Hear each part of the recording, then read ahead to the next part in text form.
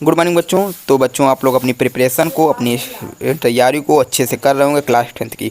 तो उसके साथ साथ मैं आज इस वीडियो के माध्यम से आज मैं आप लोग को बताने वाला हूं कि हमारे देश में एक लाइन प्रचलित है, एक श्लोक बहुत ज़्यादा वायरल है कि कहा जाता है कि गुरुर ब्रह्मा गुरुर विष्णु गुरुर देव महेश्वरा गुरुर साक्षात पर ब्रह्मा तस्मै श्री गुरुवे नमः तस्मै श्री गुरुवे नमः। आज उसी लाइन के माध्यम से आज मैं बताऊंगा कि देखिए हमारे देश में कहा जाता है कि गुरु है वो भगवान शंकर, भगवान विष्णु और भगवान ब्रह्मा का रूप माना जाता है, उनकी तुलना की जा रही है उनसे।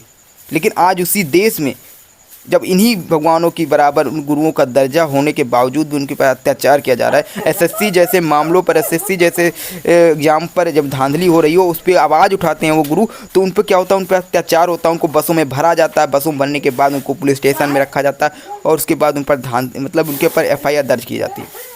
तो मैं आज बात कर रहा हूँ, ये सिर्फ हमारे एग्जाम यानी एसएससी जैसे एग्जामों पर ही ऐसी व्यवस्था नहीं है शिक्षा व्यवस्था। आज ये सभी शिक्षा व्यवस्था क्या है, हर एग्ज़ाम जैसे यूपी भी, हमारे जो यूपी बोर्ड है, यूपी बोर्ड में क्या हुआ था, अब की बार जो 2024-25 का रिजल्ट आया उसमें भी इसी प्रकार शिक्षा व्यवस्था किस प्रकार की थी कि कापी में अच्छे से लिखने के बावजूद भी उनके एग्ज़ाम में जो नंबर है वो भी नहीं चढ़े।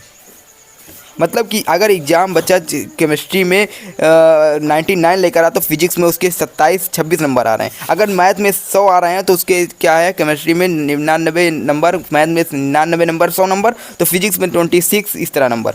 यानी कोई बच्चा अगर मैथ में पास हो रहा है, मैथ में अच्छे नंबर, और साइंस में यानी केमिस्ट्री में फेल हो रहा है, साइंस में 26 नंबर, इस प्रकार नंबर चढ़ाए जा रहे हैं यूपी बोर्ड में। मैं बात कर रहा हूँ 2024-25, इस पर आंदोलन हुआ, इस पर कुछ हमारे जो टीचर हैं, हमारे जो यूपी बोर्ड को संस्था को जो यूपी बोर्ड पढ़ाते हैं, वो भी टीचर प्रयागराज जैसे संस्थानों पर, यानी प्रयाग जैसे संस्थानों पर क्या हुआ, वहाँ पर अपनी याचिका, अपनी जो लाइन, अपनी मतलब कि आंदोलन खड़ा किया बच्चों को लेकर। लेकिन हाँ, क्या हुआ, एसएससी जैसे बच्चों की तुलना में वहाँ पर इतने बच्चे इकट्ठे नहीं हो पाए जो सब देश तक आवाज़ उठाई जा सके।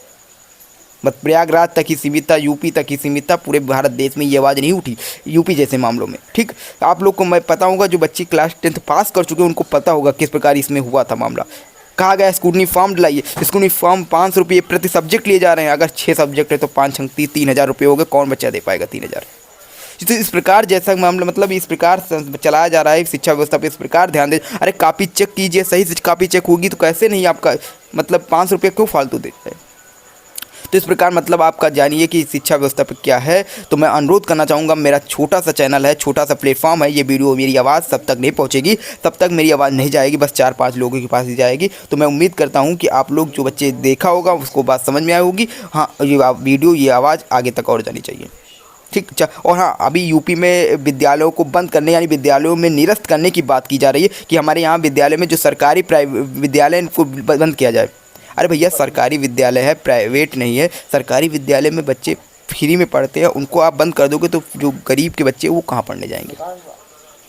ठीक, तो इस प्रकार मैं अनुरोध करना चाहूँगा सरकार से कि ये जो शिक्षा व्यवस्था पे ध्यान दिया जाए, और धर्म और मुस्लिम, हिंदू मुस्लिम के बाद जो लड़ाया जा रहा है, राजनीति की जा रही है, ये राजनीति ना करें और इस पर अच्छा करें। ठीक, तो मैं बस इतना कहना चाहूँगा इसी छोटे से वीडियो के माध्यम से। आप लोगों को समझ में आया होगा कि अगर शिक्षा और एजुकेशन के मुद्दों पर अगर इलेक्शन होने लगे तो ये जैसी राजनीति और ये जैसे आपको जो देश का जो मतलब देश है, ये देश का विकास होने लगे, देश अच्छी चीज़ों पर पहुंच जाए। लेकिन यहाँ क्या होता है, हमारे भारत देश में क्या होता है, यहाँ एजुकेशन, शिक्षा, रोजगार, इस सब मुद्दों पर नहीं चुना जाता सरकार को। यहाँ चुना जाता है धर्म के नाम पर, जाति के नाम पर, और पूरा यहाँ वोटें कटने लगती हैं। हिंदू मुस्लिम का वोट अलग चला जाता है, मुस्लिम का अलग चला जाता है, हिंदू का अलग चला जाता है। तो इस प्रकार आप लोग करोगे तो ये देश का कुछ नहीं होगा। ठीक, यूपी पुलिस आई थी वैकेंसी, 2023 में एग्ज़ाम हुआ था, पेपर लीक, उसके बाद 24 में फिर पेपर। अरे बच्चा का पेपर अच्छा था पहला वाला, उसमें अगर अच्छे कर ले जाता तो वो यूपी पुलिस में ना होता। लेकिन क्या है, उसका पहले यूपी पुलिस एक बार कराओ, फिर लीक कराओ, फिर लीक कराने के बाद उसको फिर कराओ पेपर, फिर पेपर कराने के बाद फिर उसका भर्ती निकालो, 2025 में उसको वैकेंसी नौकरी मिली। तो इस प्रकार क्या है, एक फॉर्म डालो, इतने में सेंटर कहाँ डालो, गुजरात का सेंटर कहीं अलग, उधर तो सेंटर लिस्ट में भी, मतलब ये सुधार होनी चाहिए। शिक्षा व्यवस्था पे आप लोग का अनुरोध है कि सुधार होनी चाहिए। आप लोग अभी यूपी बोर्ड का प्रिपरेशन कर रहे हैं, कल आप कंपटीशन में जाएंगे, कंपटीशन भी आपके साथ भी ऐसा होगा। ठीक। तो मैं उम्मीद करता हूँ मेरी बातें आप लोगों को समझ में आई होंगी। जो बच्चे को नहीं समझ में आई हैं, कुछ बच्चों को बुरा लग रहा होगा मेरी बातों से कि ये सरकार के बारे में बता रहे, तो कोई दिक्कत नहीं। आप लोगों को बुरा लग रहा है कोई दिक्कत नहीं, लेकिन हाँ अभी छोटा सा प्लेटफॉर्म है, हम भी छोटे से हैं, आपका प्लेटफॉर्म भी छोटा सा है, तो इसलिए मेरी आवाज़ मेरी बातें सब तक के कानों में नहीं जाएगी, कोई बात नहीं। लेकिन हाँ जिन लोगों की बातें जा रही हो तो अच्छी लगी होंगी तो लाइक करिएगा, नहीं अच्छी लगी है तो डिसलाइक करके वीडियो को कुछ नहीं कमेंट ना करिएगा, जो करना करिएगा, ठीक। मैं कुछ नहीं, मैं सब सुनूंगा। तो मैं फिर मिलते हैं अगले वीडियो के साथ, अगले नए सेशन के साथ। तो मैं उम्मीद करता हूँ ये आप लोगों को बातें, ये आवाज़ सब पसंद आई होंगी। और हाँ अपने हक की लड़ाई लड़ने के लिए अगर आंदोलन भी खड़ा करना पड़ेगा तो आंदोलन भी खड़ा करेंगे, क्योंकि देश को आज़ादी अगर दिलाने में कोई अधिकार कोई मिला है कारण रहा तो आंदोलन, असहयोग आंदोलन, सविनय अवज्ञा आंदोलन, कई भी आंदोलन थी जिससे हमारे अंग्रेज देश छोड़कर गए, ठीक। हमारा देश छोड़कर अंग्रेज गए आंदोलन की वजह से, ठीक है। तो आंदोलन भी खड़ा करना पड़ेगा, तो शांतिपूर्वक आंदोलन खड़ा करेंगे, कोई दिक्कत नहीं। फिर मिलते हैं अगले वीडियो के साथ, अगले सेशन के साथ। जय हिंद, जय भारत।